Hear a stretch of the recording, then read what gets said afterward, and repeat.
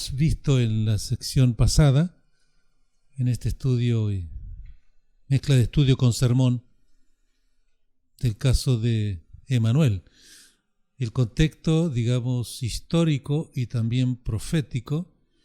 Decíamos que lo encontramos en Isaías 7, 14 y 15, la parte central, pero tenemos todo el contexto, que es este problema de la alianza del reino del norte, o sea, Israel, con el rey de Siria, para pelear en contra del rey de Judá, que está en el sur, en tiempos ya cuando la monarquía se había dividido a la muerte de Salomón. Y entonces tenemos el miedo del rey Acán de Judá para enfrentar a estos dos ejércitos, y cómo Dios envía al profeta Isaías para que le hable al rey y le dé la señal, que la tenemos en el 14, dice: por tanto el Señor mismo os dará señal. He aquí que la Virgen concebirá y dará a luz un hijo, y llamará su nombre Emanuel, Dios con nosotros. Comerá mantequilla y miel hasta que sepa desechar lo malo y escoger lo bueno. Porque antes que el niño sepa desechar lo bueno y desechar lo malo, escoger lo bueno, la tierra de los dos reyes que tú temes será abandonada. Bueno, este pasaje ha sido uno de los pasajes más complicados de la Biblia para tratar de entenderlo. Pero el rey rechaza el ofrecimiento de Dios cuando el profeta le dice que Dios le ofrece: pida lo que quieras para que Dios te dé. Y el profeta rechaza el ofrecimiento de Dios, que el mal lo interpreta mal, el rey. Dios le da la señal a pesar de ese rechazo, ¿no es cierto?, del rey a pedir, ¿no es cierto?, una señal, un acto providencial de Dios sobrenatural. El rey lo rechaza. De toda manera, Dios le da la señal de Emanuel. En cada batalla en que nos hallemos acorralados por las fuerzas del mal, casi derrotados y vencidos, Dios nos da la señal de Emanuel. Un Salvador nos es nacido. Gloria en las alturas y paz para los hombres de buena voluntad en la tierra. Tenemos el privilegio de tener un Salvador. Ustedes saben que Dios, como creador, no solamente nos ha creado nosotros, los seres humanos, no solamente ha creado los ángeles que están en el cielo, serafines, querubines y ángeles, sino que también ha creado otros seres en otros mundos, en un universo infinito, en cuyo lugar no se puede contar la cantidad de mundos que existen, mucho menos la cantidad de seres que Dios ha creado. Bueno, todas esas criaturas que Dios ha creado, que están viviendo en otros mundos, no han tenido la oportunidad de tener un Salvador como nosotros, por cuanto ellos no cayeron en pecado con Adán y Eva. Esos lugares rechazaron, digamos, la tentación del enemigo, vencieron, digamos, a Satanás y se declararon fieles a Dios y se decidieron ser obedientes a la palabra de Dios y creer a la palabra de Dios y no a las mentiras del enemigo. Pero la tierra cayó. Adán y Eva tenían libre ejercicio de la voluntad para elegir lo que ellos querían ser. Pero habían sido creados y un 100% de su naturaleza, de su herencia, un 100% de su mente y de cada acto que iban haciendo estaban inclinados totalmente al bien. No había ni rastro de mal en ellos. Pero una decisión, ¿no es cierto?, errática de Eva, luego una consciente de Adán, trae todo este desastre que trastorna no solamente, trastorno moral o psicológico, sino también un trastorno en toda la naturaleza y aún en parte del universo. Trastorno que se ve en la naturaleza con las sequías, con las inundaciones, tornados, huracanes, de todo tipo de desastres naturales. Un Salvador nos es nacido. Tenemos el privilegio de tener un Salvador que las otras criaturas del universo no lo tienen. Hoy ha nacido el Hijo de Dios. Hoy nos ha nacido el Hijo del Hombre. Hoy ha nacido la simiente de la mujer, que aplastaría la cabeza de la serpiente, que hirió los talones de Adán y Eva. La simiente de la mujer es Emmanuel. La simiente de la mujer es Jesucristo. En las pruebas, en la adversidad, en tentaciones, hoy nos ha nacido un vencedor llamado Emmanuel. Dios con nosotros. Dios está con nosotros en todos los momentos de nuestra vida. En los momentos de bonanza tanto como en los momentos de adversidad. La señal que Dios da al rey no es una simple señal, ¿no es cierto?, de maravillas de su poder ejercido sobre la naturaleza que él mismo ha creado. Detener el sol, detener un huracán en seco, retornaron la lava ardiente al volcán, al pozo del volcán. La señal que Dios da al rey no es una simple señal de ese tipo. La marca del misterio, sino la marca del misterio más poderoso de Dios y de su sabiduría más consumada. Y esa marca está escrita de esta manera, con estas palabras. Una virgen concebiría y daría a luz un hijo y se llamaría su nombre Emmanuel. Esa es la noticia más extraordinaria de todos los siglos que ha ocurrido en esta tierra y que ha tenido repercusión en todo el universo. Todo el universo se llenó de esperanza al ver las tragedias que están ocurriendo en esta tierra como espectadores, ¿no es cierto?, de lo que se está pasando en una inmensa cámara cinematográfica, pantalla cinematográfica, siendo nosotros, como dice Pablo, espectáculo al mundo, al cosmos, al universo.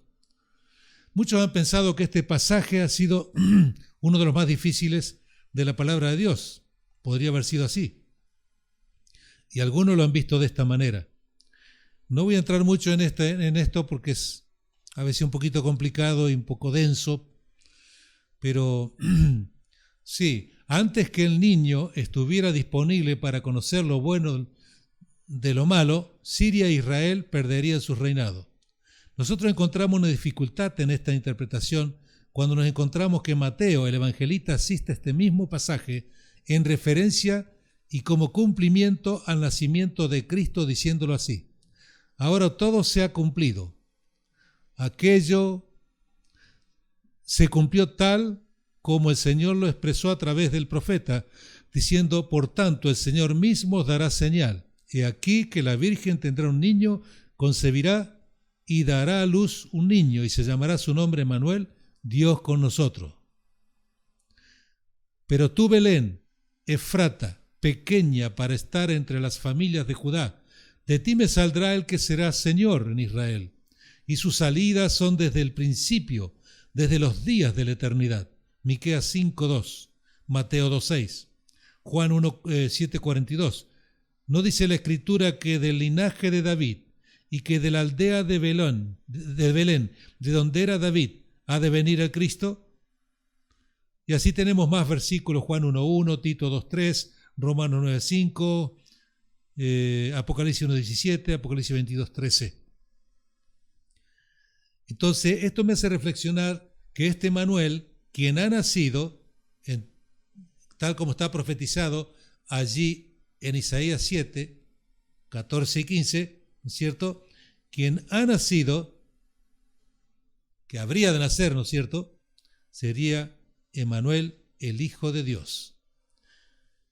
No sería un hombre común, aun naciendo como un ser humano, como un hombre. Si nosotros nos movemos al siguiente capítulo de Isaías, el versículo 8, hallaremos: el rey, o sea de Asiria, o de Siria, pasaría a través de Judá. Él inundará y pasará adelante y llegará hasta la garganta, y extendiendo sus alas llegará a las anchuras de la tierra, de tu tierra, oh Emmanuel. Aquí aparece un gobierno relacionado con Emmanuel, el cual le pertenecía a él. Si nosotros inferimos de que el Emmanuel del que aquí se habla sería Shear Hashuf o Maher Shalal Hash Bas, o alguno de los otros hijos del rey Ezequías. Yo no estoy de acuerdo con tal interpretación. Este argumento no llega a la altura del gran significado. Nosotros no llegamos a hablar ni lo más mínimos de este maravilloso pasaje, que es un pasaje profundo y sublime. Muchos comentaristas dividen el verso 16 del 14 y el 15, y ellos leen el 14 y el 15 exclusivamente como una referencia a Cristo. Y el 16 lo aplican a Sher Hashub, el hijo de Isaías. Ellos dicen que en estos pasajes existe una señal doble. Una, la concepción de la Virgen, que sería María, que daría lugar al nacimiento de Emmanuel, quien no es otro que Cristo. Pero la segunda señal del versículo 16 estaba dirigida al hijo de Isaías, de quien el profeta dijo: he aquí el niño quien yo conozco que será un líder delante de ti, antes que este hijo mío sea capaz de conocer el bien y el mal, tan pronto como ambas naciones que se han levantado contra ti pierdan sus reyes. Esta explicación suena muy especulativa y ficcional, porque el mismo niño que aparece en uno de los versos es el mismo que aparece en los siguientes. La Virgen concebirá, dará a luz un niño. El mismo niño no dice que hay dos niños, uno en un verso y otro en otro verso. Está hablando de un niño, no de dos niños. He aquí el niño, dice el versículo. No dice los niños. Este de quien te he hablado, Emmanuel, ¿quién rechazará lo malo y escogerá lo bueno? El otro punto de vista, el más popular, el pasaje se refiere en primer lugar a un niño que ha nacido y luego, en un sentido sublime, aparece en el escenario nuestro bendito Jesucristo. Este es el sentido, a mi entender, más apropiado. Si no hubiera leído en estos comentaristas y hubiera venido solo a la Biblia, no sabiendo lo que los demás hubieran escrito sobre el tema, hubiera dicho: aquí está Cristo. Nunca su nombre podría ser más elegiblemente escrito y ser entendido que como lo describió el profeta. Y aquí la Virgen concebirá y dará a luz un niño cuyo nombre será Emmanuel, Dios con nosotros. Este es un evento sobrenatural, no común, un milagro que demanda la presencia de Dios, su obra en este nacimiento virginal. ¿Podría una virgen concebir un niño sin la intervención de un hombre? Bueno, hoy tenemos, hace ya tiempo, no hoy, pero hace ya tiempo que nosotros tenemos la concepción artificial, que se puede, una mujer no necesariamente para quedar embarazada tiene que tener contacto, ¿no es cierto?, carnal con un hombre. Puede quedar embarazada, ¿no es cierto?, por fecundación in vitro, como se le llama. Pero de todas maneras no se puede prescindir del hombre, porque aún así, sin que haya contacto entre el hombre y la mujer embarazada estaría embarazada de un espermatozoide que pertenece a un hombre. Así que no sería problema de un embarazo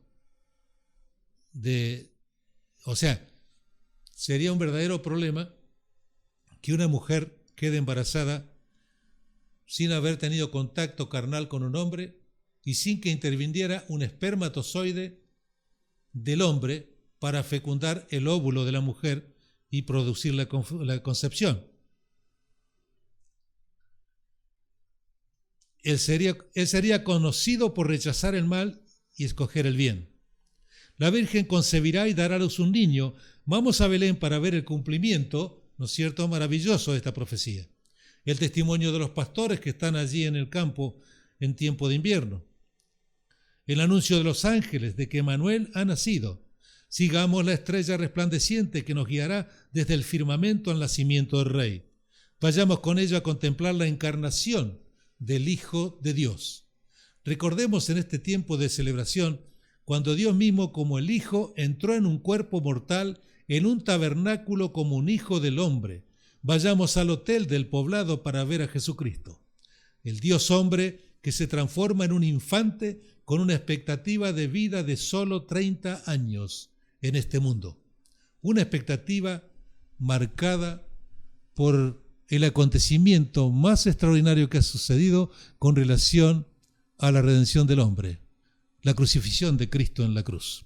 Aquí estamos hoy para hablar del nacimiento de Cristo, como una concepción milagrosa del texto que dice: «He aquí la Virgen concebirá y dará a luz un hijo». Esta es una expresión sin antecedentes, sin paralelo en la historia de la palabra de Dios y la historia del mundo también. De ninguna otra mujer podría haberse dicho semejante cosa, sino solo de la Virgen María, y de ningún otro hombre sobre la tierra se podría decir que ha nacido de una virgen. Tanto el hebreo como el griego son bien expresivos acerca de la verdadera virginidad de la Virgen Madre, para mostrarnos a nosotros que Jesucristo fue nacido de una mujer sin la intervención de un hombre, ni la intervención de un espermatozoide, que en aquel tiempo no había posibilidades técnicas, tecnológicas, para llevar a cabo tal concepción. 2. Como la mujer, por su espíritu aventurero, ¿no es cierto?, cayó primero en la transgresión, ella debería ser despreciada, ¿no es cierto? ¿Por qué? Por haber participado de este pecado en Israel. Dios, en su infinita sabiduría, ¿no es cierto?, determinó que la mujer, y solo la mujer, debería ser la autora, la proveedora de un cuerpo maternal para el Dios hombre, que sería capaz de redimir a toda la especie humana a partir de esta experiencia en la tribu de Judá, en la ciudad, en el pueblecito de Belén, donde naciera Jesús. Solo la mujer. Por una mujer podríamos decir que entró el comienzo de la caída del hombre en el pecado en el mundo. Y por una mujer viene la redención del hombre caído. Por un hombre entró el pecado en el mundo a través, ¿no es cierto?, de escoger a Eva en lugar de a Dios y tomar del fruto y comerlo. Por una mujer entró el pecado en el mundo y por una mujer entró la redención del mundo. No está de más decir que ella, la mujer, probó primero el fruto de la maldición y luego tentó a su esposo. Adán tuvo que decidir entre Eva o Dios. Amó más a Eva que a Dios, y el resultado de esa trágica elección nos golpeó a todos sus descendientes, con un golpe terrible, en que el tiempo de nuestra vida se acortó, en el que la enfermedad nos acosa por todos lados, el envejecimiento, accidentes, peligros de todo tipo, de la naturaleza, peligros de asaltante, de robo, de guerra, de todo tipo de peligro. O sea que la tierra, a partir de la caída del hombre en el pecado, dejó de ser un lugar seguro para el ser humano. Existe algo que debemos destacar. Eva, siendo culpable y la primera en caer, la Biblia dice que fue engañada por el enemigo. Un lado débil en la mujer, ser más vulnerable a la seducción y engaño que el hombre más racional,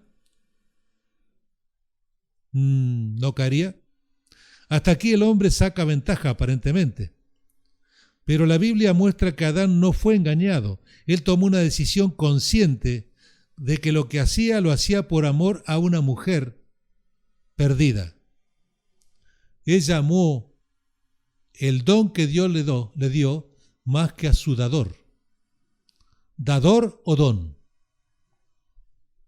Dios ordenó que así debería ser. Su hijo debería ser nacido de mujer.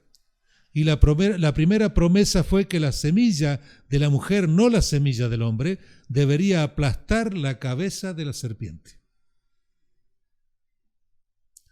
Fue Eva la que tuvo la entrevista con la serpiente.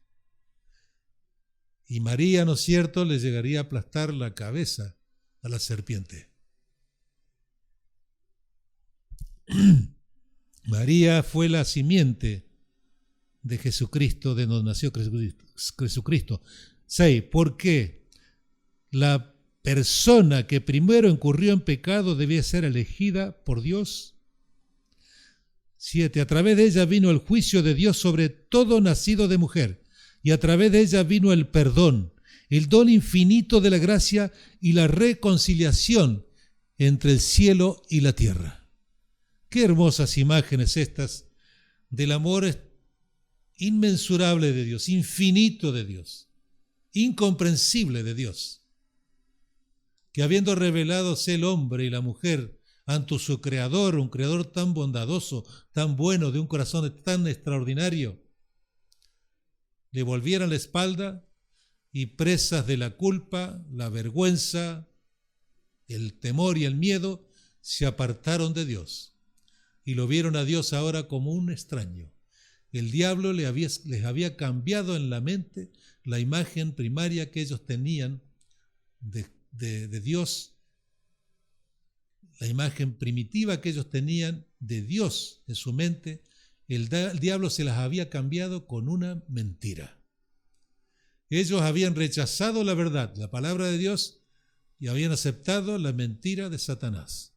De esa manera Satanás se metió sigilosamente con el sigilo de la serpiente en la mente de la mujer y nos dio como herencia a todos nosotros la muerte y también la tendencia, la propensión al pecado.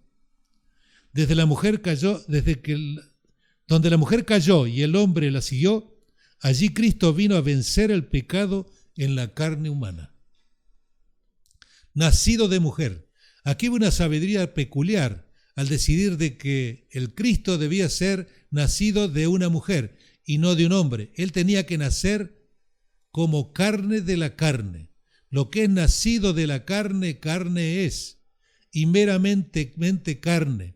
Debería naturalmente a través de la genealogía, ¿no es cierto?, de las generaciones, de las leyes de la naturaleza, ser sujeta a la herencia de un cuerpo vulnerable a las enfermedades, el cual el hombre tomaría desde su concepción y nacimiento como el patrimonio o el legado que nos dejó nuestra primera madre. O sea que se han hecho estudios no hace muchos años, no recuerdo si fue psicología experimental o qué disciplina de la ciencia. La psicología está dentro de las ciencias sociales, no hablo de las ciencias duras, y entonces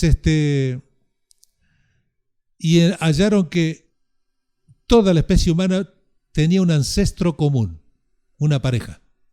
Claro, la evolución va a ubicar esta pareja en África, en la selva, donde reinan los simios, los monos, los gorilas. Pero el ancestro, este descubrimiento de la ciencia de que tenemos un ancestro común, nosotros que creemos en Dios sabemos que el ancestro común nuestro es Adán y Eva. Ellos son nuestros primeros padres que Dios nos dio. ¿Él había sido concebido en pecado? Sí y no. Sí, porque del lado de su madre heredaría su condición humana. No, porque del lado de Dios, concebida por el Espíritu Santo, heredaría lo que no tiene ningún tipo de herencia pecaminosa. Luego, si naturaleza caída significa propensión pecaminosa, y si propensión pecaminosa es equivalente a pecado, Jesús no hubiera sido un sacrificio perfecto. El cordero que desde la caída de Adán se sacrificó constantemente como un símbolo del carácter inmaculado del Salvador, no tenía que tener defecto el cordero animal, porque significaba la perfección del carácter del que había de venir. Debía ser escogido sin defecto alguno. De otro modo, el símbolo no representaba la inmaculabilidad de Cristo, o sea que no tenía mancha, cabalmente. O si eran defectuosos el sacrificio, su representación lo sería así también, defectuosa. Si el sacrificio era defectuoso, la representación del carácter de Cristo, la realidad que sería el carácter de Cristo, que el símbolo representa, sería también defectuoso. 10. El símbolo, como lo dijera Paul Tillich, participa de la realidad que representa. Si Cristo no fue sin pecado, el símbolo no reflejaría esa realidad. Si Cristo no fue sin pecado, No hay que confundir ser nacido en la carne y haber nacido como un consumado pecador desde su misma concepción. Hay una diferencia muy grande. Estoy hablando acerca de propensión pecaminosa de Cristo como pecado, porque entonces el sacrificio no sería perfecto. Él no nació como de hijo de hombre, aunque se nombraba a sí mismo hijo del hombre figurativamente. Cristo, concebido por el Espíritu de Dios, quien vino puro del Espíritu, salido de las manos de su Hacedor, en naturaleza humana, para declarar: el símbolo y la realidad que representa son una misma cosa. Él podía decir: yo soy puro, como Él lo es el Espíritu Santo. Él podía decir más que el primer Adán, hablar más que de lo que significaba pureza, porque Él mantuvo su integridad y no la dejó ir. Él vino a vencer el mal en condición de desventajosa, donde Adán y Eva fueron seducidos.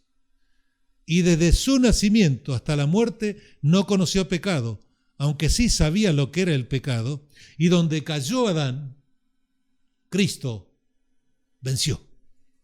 Un niño nacido de una virgen que mezcla entre la herencia humana de su madre y la herencia divina de su origen. Cristo se creó un cuerpo en Adán, creando la información genética que se transmitiría por 4.000 años por la línea de la herencia hasta llegar a María. La mitad de él era de humana naturaleza, la otra mitad era divina naturaleza. Con la naturaleza humana se conecta con la humanidad. Con la divina naturaleza, Cristo se conecta con el Padre, con Dios. Y al conectarse Cristo con Dios, tiende un puente entre la humanidad perdida y extraviada y aquí el Dios, quien es su creador y su redentor y su Padre. Allí está lo infinito y lo finito, lo eterno y lo mortal, la incorrupción y la corrupción, la humanidad y la divinidad, el tiempo emparentado con la eternidad. Cuando digo corrupción, por favor, no interprete que estoy diciendo que Cristo era un pecador. No estoy diciendo eso. Hay un Dios vinculado con una criatura, la infinitud del augusto creador. Vino al tabernáculo, a un punto perdido en el vasto universo, una tierra bajo maldición por el pecado. Por el pecado. El que Salomón dijera: el universo entero no te puede contener, y tu habitación será el hombre, porque vino a nacer como hombre, en un cuerpo de hombre. Si el universo entero no lo puede contener, cuánto menos la tierra, menos un tabernáculo constituido por Moisés o un templo dedicado por Salomón, y más aún el cuerpo humano, que llega a ser el templo en el que Jehová habita por amor a la humanidad. Cuán infinita condescendencia del Dios Altísimo, cuánta humildad por el pecador.